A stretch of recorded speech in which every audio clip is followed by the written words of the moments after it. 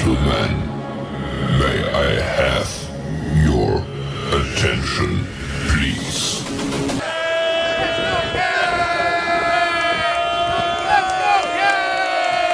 The show starts in 3, 2, 1, go. Good morning, CaneSport. It's November the 8th, 2023. I'm Gary Ferman, the publisher of CaneSport.com, joined once again by our managing editor for now, Matt Shodell, as we discuss the news of the day. Presented this morning by Matt Shodell's favorite clothing line, birddogs.com. I highly recommend that you check out Bird Dogs. They make some really comfortable leisure clothes that I think you guys would love. We'll talk a little bit more about them later, but birddogs.com is definitely your go-to spot if you like to walk around feeling comfortable and looking good. All right, Matt. So where do we begin today? With Tyler Van Dyke, of course. What else is there to talk about right now? If you're talking about the Miami Hurricanes, will he start? Will he not start? Will it be Emory Williams? Will it even be Ja'Carri Brown? That smokescreen was thrown out this week, so we shall see. But I'm going to be honest.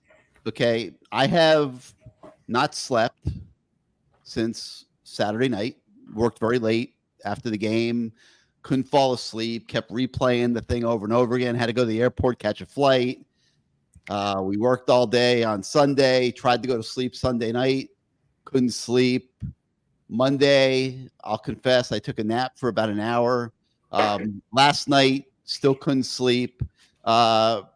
It's really, this thing has been weighing on me. And as I was, and by the way, I got major bags under my eyes. And I'm going to confess for you ladies out there that think I look handsome this morning, I do have makeup on. I did cover up the bags under my eyes from 3 days of no sleep. So I'm coming clean on that.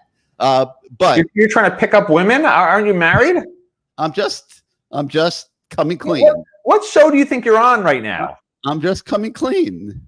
You think have you seen the women that go to Miami Hurricanes games? They got like Ibis hats on. They cover their whole face with Ibis masks. I assume, listen, the people who wear masks to games, I assume they're hideous. Like, you just have to assume that. Good-looking people generally don't cover their faces, even at like Halloween parties or, you know, these major events where you're supposed to wear these extraordinary, extravagant masks.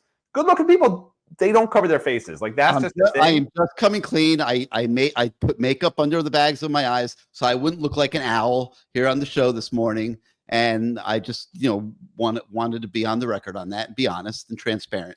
You know what? You got more problems than Tyler Van Dyke.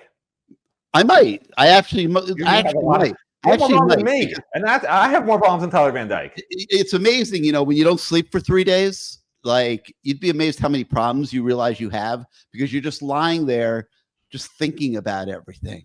Like, so-and-so on the message boards. Oh my God, how do we get them under control? Warren Sapp, like, why is he doing this to the program? You just think of everything when you're lying there tossing and turning. And so I'm lying there tossing and turning. It actually would have been Monday night was when this came to me, and I'm lying there tossing and turning Monday night, and something popped into my head. Simone Biles. Okay, just popped into my head, and here's why. What we're seeing, and we've watched this up close, Matt. Like, we see Tyler in the press conferences, we see Tyler after games, and so we've been a little closer, obviously, to the situation. And like, I'm thinking, oh my God, well, we saw Simone Biles go through at the Tokyo Olympics a couple years ago when she was in the middle of the competition and she suddenly got what they called the twisties and she couldn't perform her routines. She pulls out suddenly. The U.S. women's gymnastics team, the elite gymnastics operation in the world for many years now, they lost. Like, you have girls, like the 5 girls that made it to the end, they were working since they were 4 years old to be in that situation at the Olympics.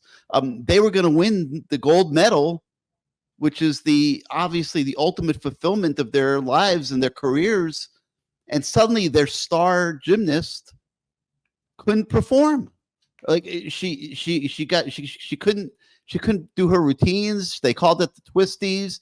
Obviously, it was all in her head. Physically, she could still do it, but she cost herself like 4 or 5 gold medals at least, and the team a gold medal. Not cost, because that's not a fair word. She was having a mental health condition, and it was preventing her from performing on the stage.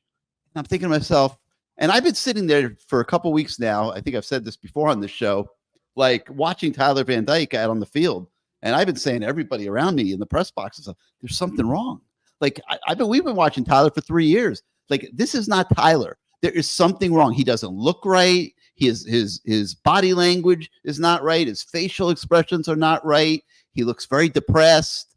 You can go on and on and on, but he didn't look right. And this parallel started coming to me like, oh my God, Tyler Van Dyke might be going through the same anxiety, performance anxiety, or other types of anxiety issues that Simone Biles went through at the Olympics. So I jumped out of bed. It was like 4 a.m. and I ran into my home office and I cranked up the computer and I started researching this. And the more I researched, the more parallels I thought I was seeing. So I decided to write a column about it. And for our resident haters out there, I'm going to tell you right now, I am not making excuses. Okay. We don't do excuses. We do explanations. And when I see a kid performing like this, so distinctly different from what we have seen in the past, and I explain that in the column with full details and numbers and everything, I start to wonder what's wrong. There's something wrong. And I didn't know if it was a breakup with a girlfriend or what it was, but he has not been right the last few weeks. So I put it all together in a column. I hope you guys enjoy that. But I want to make it clear. I am not making excuses. This is way bigger, potentially. If I'm right about this, this is way bigger than any excuse or anything like that, or any football game. Okay. Because obviously the well-being of the young man is far more significant in the big picture than losing to NC State, the other night, because Miami's already bowl eligible. All they're doing is jockeying for whether they're going to Orlando or Annapolis, Maryland right now, or Shreveport or El Paso, Texas. That this is what we're talking about right now. So anyway, I hope you guys enjoy that column. Think about what I'm saying in there. I would love to see your guys' thoughts on the message boards on CaneSport.com. Go to the CaneSport.com message boards and give us your opinions. Matt, now I'm going to ask you your opinion. You've read the column. You've seen the reasoning that I came up with. Did you walk away with any thoughts? Look, it's really it could be any number of things. I mean, it's not like this is the only guy this has ever happened to. I don't know if the gymnastics thing it's a neat column to write, but you really want to go football to football. So, well, it's happened to a lot of football players. Yeah, right. So like they have sports psychologists on staff. So the kids feel comfortable walking in to talk about these things when they're experiencing them. Right. So there have been a lot of examples of it in the NFL and different quarterbacks. The weird thing with Tyler is, generally with psychological, physical manifestations, the yips, whatever you want to call it, depending on the sport, it's something that you don't get and then quickly recover from and then get again, which is why, you might be right, but last season he had some bad games, really bad games. And then he had some really good games right before he got hurt. So whatever happened, those really bad games, he overcame it after, 2 bad games in a row, 3 bad games in a row, whatever it was. Definitely Middle Tennessee was not a good game for him. Yeah, he had a couple of really bad games. And then this year he began really well, and then it was down the tubes. So, it's just weird that it's sort of like, how do I get on front of my camera? It's like this with him. Normally, when you have something psychological, it's just straight down. Except his first year, he was consistent. 6 straight games. Right. He was doing great. Then he was doing bad. And then he got figured out and did great again. Then he got hurt. Then this year he was great and then bad again. Generally, it's going to be anxiety. It's going to be something that's causing it. Is what I'm not an expert. It's got to be. There has to be something like that. Has to be. I only play a psychologist in Good Morning CaneSport. And if that's the case, it doesn't seem like it should recur. I mean, like Simone Biles is a perfect case, right? She got the problem. She got psychological training to understand what was causing it, and now she's fine. She's back to being the best gymnast in the world again. Yeah. So whatever caused Tyler to really be bad last year, he seemed to figure it out in those final couple of games where he got hurt. So I don't understand. And then he was fine in the beginning of this year. So I don't understand how it could recur if it's the same thing that happened last year that caused him to have multiple bad games in a row and get all that criticism, right? How did he figure it out then and then just lose it again? And can it be regained? Like, to me, it's either you're right or he's just a very inconsistent quarterback who doesn't really understand naturally film. Like in real life, okay, I have 2 children. You have a couple of children. One of my children has to study nonstop, and it takes him a long time to really understand things. And then he does really great on tests and things like that. But if for instance, he just had a professor who gave him a test, and it was sort of like you had to take a leap from what you just studied and memorized to the next level that he hadn't taught you, but that you should be able to innately understand. He failed it. He didn't understand it. And I think Tyler is sort of like my son in that respect. I think when Tyler sees what Tyler learned and memorized, when you see this, do this. See A, do B. See C, if you see D, do F. You know, whatever it is. In this look, this is what you do. He does very well with that. He's studied it. He's memorized it. He understands it. And he has the physical skills to do it. But when he sees that initial read is gone, he's awful. And I don't know that it's something you can cure, just like accuracy, right? Shannon Dawson said you can't fix accuracy problems when he was asked, earlier in the year about the accuracy issues that Jakari's been having. He said that's one thing I've learned in my coaching. You can't coach people out of it. Either they're accurate or they're not, which wasn't great news for Jakari at that point. We have not asked about it since because Jakari hasn't played since. Maybe he'll play this weekend and we'll see what's going on. But to me, maybe that is a little bit of Tyler. He studies really hard. We know that. My son studies endless hours in the library. But when there is something that he sees that he's not prepared for, he freaks out. And to me, I don't know if it's the yips, if it's the twisties, the intercepties, as you called it. I don't know if it's a psychological thing or just he doesn't understand and just throws the ball up for grabs. Because if he throws the ball away every time he sees something he doesn't understand, he'll be throwing the ball away 80% of the time, it seems like, against some of these defenses that show him looks that he hadn't seen before. Now, what was troubling is, we know that a couple of games ago, the 2 games ago that he started, he saw a different defense than he expected. But this past game, he says, there was nothing I didn't expect. So that's troubling. But Shannon Dawson did say that NC State, every snap was going to a totally different look, which could have had the same effect on Tyler. It's almost schizophrenic defense, right? One, they're sending everybody. The next, they're dropping 8. And for a quarterback who's already been struggling with understanding defenses, to see this constantly, wait, I was expecting this, and now it's that. Oh, wait, it was that, now it's this. It could have had the same effect on him. So I'm not ready to say, he psychologically needs, help. I mean, I'm sure he's already getting help because they all do. That they all need it, obviously, in this day and age of social craziness. But I don't think it's something where it's a diagnosed necessarily. And I know you don't say in your column, oh, he has this. You're saying maybe it's this, because we're trying to figure it out just like everybody else. I don't know. We're not privy to his. And it very well could be the interceptees. It could be the interceptees, or it could be he sees things that he doesn't understand and doesn't respond well. I think it's one of those two. I don't think there's a third option. I mean, I think it's got to be one of those two things. So flip a coin, pick which one it is. And if it's the first one, I feel bad for him, quite honestly. And if it's the second one, then he deserves all the criticism he's getting because he's just not a good quarterback and he shouldn't be starting. Okay, physical capability is a good quarterback. Where he's breaking down is mentally. There's no bad. It's either essentially a mental illness issue where he has to figure out anxiety or whatever it is, or it's just he doesn't process information well as a quarterback, which lots of quarterbacks have that problem, and they shouldn't be starting, and they don't start, and they don't make it in the NFL, and they wind up, having a job on Good Morning CaneSport.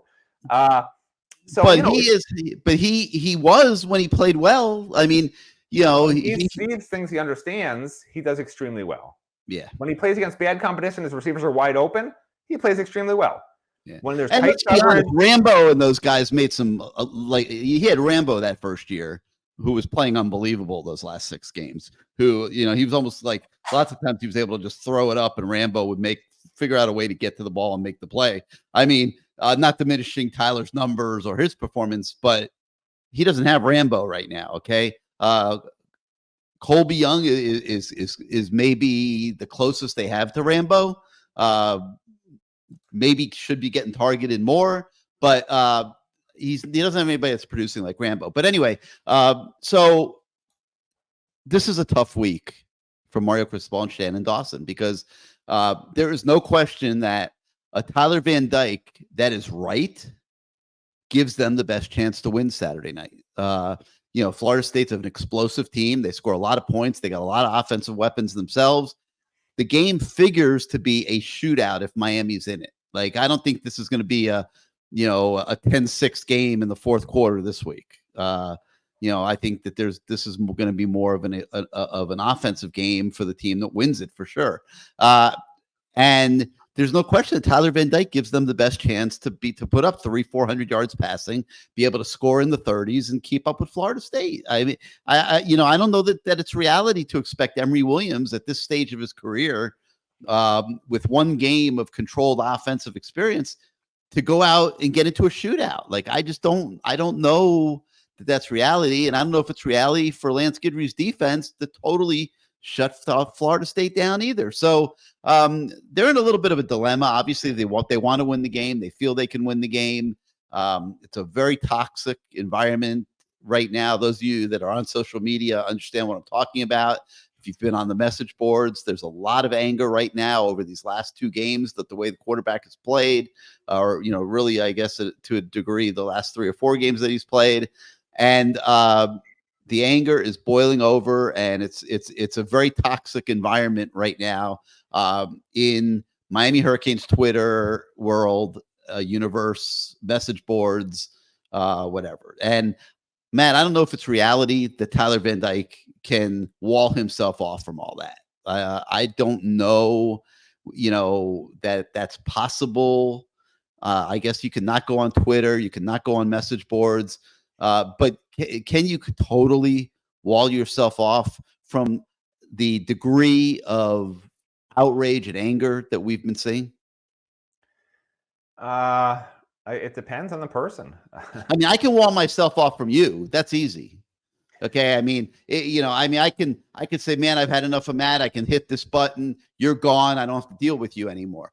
But like, I don't know that Tyler can just hit a button.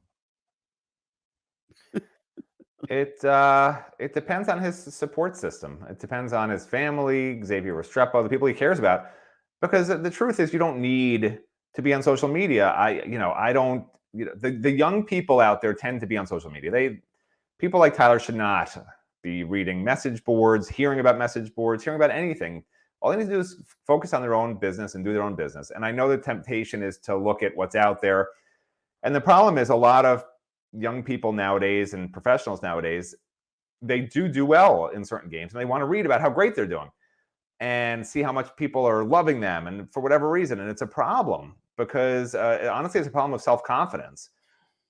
If you believe in yourself and what you do, and you go about your business the way you should, whatever your job is, whoever's watching this show right now, right? Whatever your job is, if you think you're doing a great job, great. And if people, whatever your work is, and if people were all excited about your job around the world and were posting about it constantly, would you behave differently in your job? Would you act differently? Would you do a worse job, a better job? I don't know. But all I know is it's probably not healthy for you to constantly be looking at what people are saying about you. So playing football in college is a job. It really is.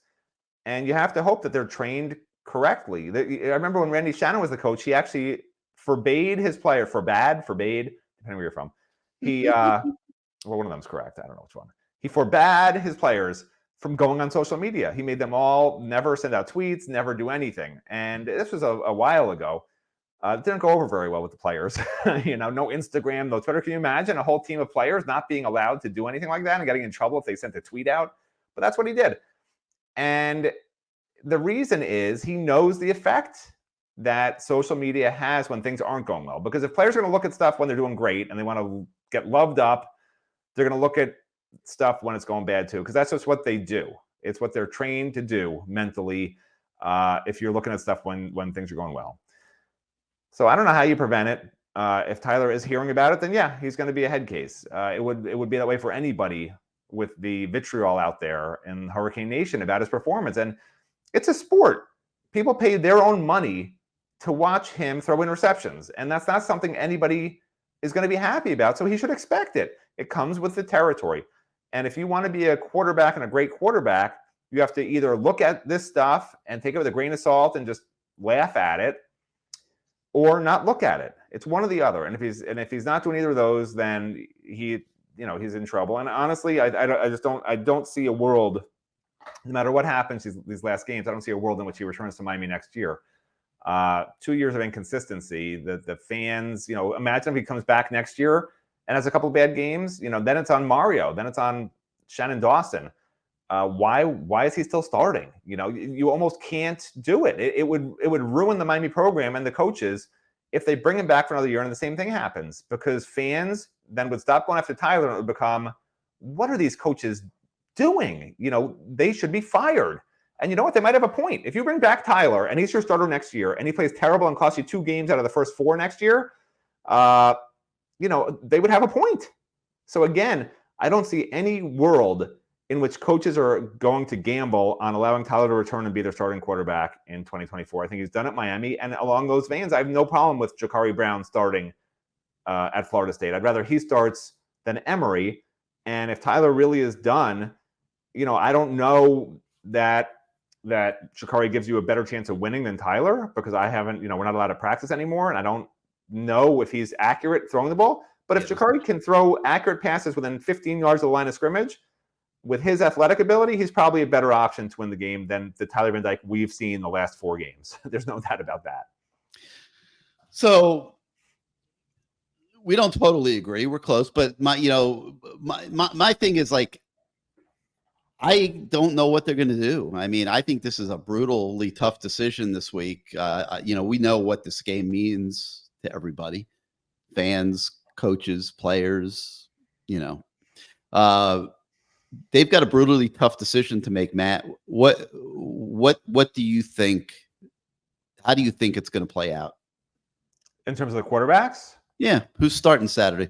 I think they start Tyler on a very short leash, because it's something that I think that's what I would do too. It's something that Shannon Dawson already mentioned. He said he doesn't like to have a quarterback. Like, he brought this up. He doesn't like to have a quarterback who feels like he's going out there and one mistake and he's getting pulled. Now, why would you mention that unless you've already run it through your head? In this particular scenario, he's been the coach here for quite a while. He hasn't mentioned it in one single press conference until this week. So, I don't know if he's saying it he meant it along the veins of, if Tyler starts, he's playing the whole game no matter what. I don't know if he meant it along the vein of not pulling Tyler in the middle of last game, but that would make no sense, because Tyler's not looking over his shoulder last game, because he hasn't ever been pulled before.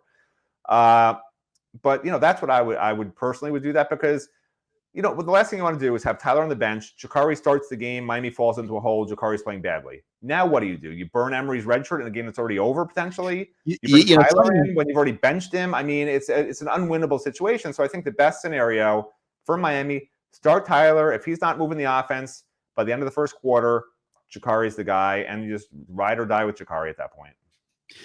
Something interesting happened yesterday at NC State. That quarterback that they played Saturday night, MJ Morris, who replaced Brendan Armstrong and has done pretty well for NC State. They said he's not playing the rest of the year. They don't want to burn his red shirt. They like his potential. They don't want to lose a full year playing out the string here. They're kind of in the same boat as Miami. They're just playing out the string. They'll go to this bowl game or that bowl game. It doesn't really matter at this point. So they decided to put him on mothballs for the rest of the year. They want to protect his red shirt, so they have him for future seasons. Should Miami do that with Emory Williams? I say yes. It depends on how good Emory Williams is. If they think Emory Williams is a guy who's 3 years and done, it makes no sense. And they should know. I mean, NFL talent when you see it. If you're a coach of Mario Cristobal's caliber, Shannon Dawson, these guys should know from watching what Emory's doing in practice. Hey, that's an NFL guy. If they think, hey, this is a guy who'll probably stick around for 4 years to 5 years, then yeah. Everybody was saying that 2 years ago about Tyler Van Dyke. Look where we are today. You don't ever know anything. Well, remember, this is now the new transfer portal era. So here's the other question, right? Let's say Emory starts next year because he's that good. So you redshirted him this year. He starts next year, starts the year after. If he's amazing, he's going to be gone in the NFL after 3 years. If he's not amazing, why not just take an amazing quarterback? He still has 2 years left there. He could make big NIL money and be the quarterback. If he's not amazing, then why don't you just take someone in the portal who is amazing? That's the difference. You can't convince me that somebody who's going to be a first-round top 15, top 20 pick in the NFL is getting enough money, to override a 3-year deal in the NFL. I don't think you can't predict Emery's going to be a top 15 NFL pick right now. You can predict that he's going to be a pretty good. He's going to be a pretty good college quarterback. I want him to have 4 years of eligibility, so the options are there. That's just the way I would handle it. But you're not even listening. I wouldn't play him again. You don't even listen to me. I didn't say he's going to be a top 15 pick. I said if he's that great. Yeah, but you don't know that yet. Right, but if he's not that great, I don't want him on the team. So what do I care in year 4? Oh, you want him on the team.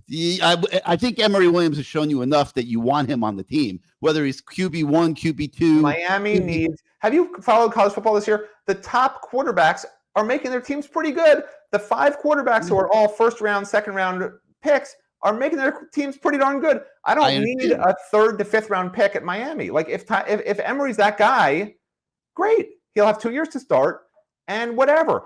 And then he'll move on. But if he's not that great, I don't need him on the roster. That's all I'm saying. I like keeping and if you don't know after 3 years he's a top NFL guy or not, then I don't even know how to convince you because, you know if he's a top NFL guy after 3 years. Give me a break. Look at Brennan Armstrong. He started out like gangbusters at Virginia a couple years ago, and now he can't get barely can get on the field. They ran him 2-3 times the other night at NC State. You just don't know. You really don't. I like keeping options open. I personally would not play Emory again. I believe in red shirts. Okay, but why are you bringing up Brennan Armstrong? What's that got to do with it? I don't understand. Because he was great as a freshman. You would have said he's going to be an NFL quarterback, and he's been crap for the last 2 years. So what is it? So what? You would have been benefited from redshirting him, and now he's stuck in your roster? No, I'm saying you do not know. You can't project the future. That's what I'm saying. But the argument is, what's the benefit of redshirting him or not? That's what I'm asking you. You keep years. Where, if he's going to be a 3rd-round draft pick, he doesn't have to go pro, and he still might be a very good quarterback for you. And you want to win. You want to keep options open. Here's the problem with your whole theory. I want to win 10 games in 2024, and I want to be in the playoffs in 2025, possibly with Emory Williams. And then we're in the playoffs in 2025. Emory's amazing, goes to the NFL. We get the next guy. Great. Now, that's a trajectory I want to see. And I think they need a great quarterback to do that trajectory. We're hoping Emory will be that guy. Now, if Emory's not that guy, whatever. But here's the thing. To get to that 10 wins next year and that stepping stone season to the playoffs, because 10 wins maybe will make it, maybe won't. I think it's helpful to have Emory play more than just one meaningful game this year. I have zero problems with him playing the last couple of games in a bowl game, starting them, playing the entire game, getting that experience under his belt so that next year he hits the ground running. Hey, here's where I screwed up. Hey, I saw 4 different defenses that are really good defenses. Here's what I did against them. Here's the mistakes I made. Here's what I did well. Here's what I got to fix. Now, that's why I want him to play. It's easy to say, just redshirt him so he has an extra year. But in this day and age, back in the day, yes, there was no transfer portal. You were stuck with the guys that you had, and they were stuck with you. There was a 1-year sit-out rule unless you were a graduate senior. They were stuck with you. You were stuck with them. Not the case anymore. So you don't need to redshirt anybody anymore. Back in those days, they used to redshirt the better player and play the guy they didn't think was as good because of exactly the reverse of what I'm telling you. So it makes no sense anymore to redshirt a top player who might be, they know if he's good enough or not, might be an NFL guy or not in 3 years. Why redshirt him, lose the potential of him getting all that experience this year to be great next year hitting the ground running and not learning on the fly for his first starts? It's a fair alternate viewpoint. I can't argue with that thought either. I mean, it makes a lot of sense. So we'll see how this plays out. It's going to be very intriguing Saturday at Doak Campbell Stadium, and we'll be talking more about this during the week, I'm sure. Other football stuff on the website today. We have updates with several players. You could find out what Mark Fletcher, Jalen Rivers, Ruben Bang, and others are saying off the team's tough performance on Saturday night and with Florida State upcoming. So make sure you check that out. A few more things I'm going to talk about, but first, I'm going to take a moment here and talk about Bird Dogs. Birddogs.com is the website. Bird Dogs is the clothing brand. You've heard me talking about it all year. They make these great shorts, Bird Dogs. And the big thing about what they do is they make their stuff with these liners inside, guys. So the idea being that if you don't want to wear underwear with your shorts, and some guys don't, they like the comfort of not wearing underwear. Bird Dogs has these really nice, comfortable liners inside the shorts, and you don't have to. You can wear underwear or not wear underwear, whatever you want. And Bird Dogs designs all of their shorts, and they have khaki shorts as well, to fit slimmer through the thigh and leg and give you a truly sculpted look that the ladies will absolutely love. And they fit way better. A lot of people buy Lululemon. Nah, no more. Bird Dogs fit way better than Lululemon, and they also fit better than regular shorts that are made of stiff, restricting cotton. Bird Dogs invented a cloud knit fabric, and it looks just like khaki with the khaki shorts, but it stretches, so you get a way slimmer fit without having to sacrifice movement as you're strutting around town. So and for you guys that sweat a lot, and I know some of you do, they use an anti-stink sweat wicking fabric that keeps you cool and dry all day long. Matt Shodell would wear them daily because he sweats a lot, but True. He's not a liners guy. He likes to he wants his underwear on, and he wants his shorts, and he's not a liners dude. Okay. So when I had a package of these Bird Dog shorts sent to him, he gave them to his kids. His kids love them because college kids, they want no part of underwear. It's extra laundry. It's an extra layer when the ladies come around. They want no part of any of that. They love Bird Dogs, and Matt Shodell's kids have thanked him profusely for hooking them up with these Bird Dog shorts. So if you go to birdddogs.com/CaneSport, you can check out all of their products, and they have polo shirts on there. They've got the shorts. They have hats. They have different things that you can check out. They're all good. I think you will like any of them. Check out. They have a polo shirt named Gary's Anatomy, which is my favorite, of course, because it's got my name on it. That's a really nice shirt. You might want to order that one in honor of all the Garys that you know. And they have other really nice ones as well. So go to birdddogs.com/CaneSport. Buy yourself some Bird Dog stuff. And when you do, okay, you use the promo code CaneSport, okay? And you will get for free one of these flasks, okay? One of these Bird Dogs flasks. That is a Hydro Flask style water bottle that you can use when you go play sports and different things. So go to birdddogs.com/CaneSport. Use the promo code CaneSport when you shop. You'll get your free flask. I don't think you will be sorry. Ever since I was turned on to the world of Bird Dogs, I have loved every second of it. I have several shirts, several pairs of shorts. I wear them all the time. They are comfortable as heck. So check it out, birdddogs.com. All right, a couple other things on the website today that we want to talk about. Well, first, I'll mention a few things in recruiting. We're already building our list for the weekend. There's going to be an enormous number of recruits at the Miami and Florida State game in Tallahassee on Saturday. So we've got a building list that we have on the website today with a breakdown of each, so don't miss that. We also have an update on 2024 defensive lineman, Nasir Smith. He is a 3-star prospect. He's 6'4", 290. He's been keeping touch with Miami defensive line coach Joe Salavea since receiving an offer from the Hurricanes about 2 months ago. So check out what is going on with him. He is a factor in this current recruiting class, which is winding down towards signing day. Matt, we've only got about 5 weeks or so, about 5 weeks or so left till signing day. So recruiting's about to hit the nitty gritty here. So check out what's the latest with Nasir Smith. And last but not least, talking about signing day, today is signing day. All right, for basketball. And Miami is set to have its best ever class ink with the Canes. There should be 3 commitments coming on board today. Miami has been doing a great job parlaying their success going to the Final Four last year. And man, Matt, I don't know, did you watch the game, the season opener the other night? Holy cow, man! Last year's team went to the Final Four. I think this year's team is going to be better. They have more depth, I believe, and the starting lineup is just tremendous. Tremendous. Matthew Cleveland looks every bit as impactful as Jordan Miller was a year ago. He's a transfer from Florida State.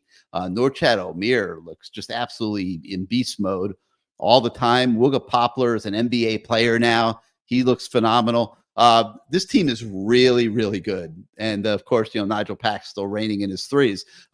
So Miami's parlaying all of this success on the court into recruiting now. And they've got a great recruiting class this year.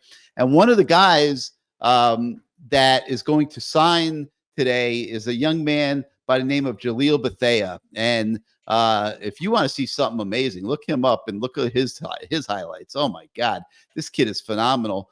Could be a one and done, to be honest with you. I mean, if they can keep him for 2 years, I think they're doing well. He looks really, really, really good.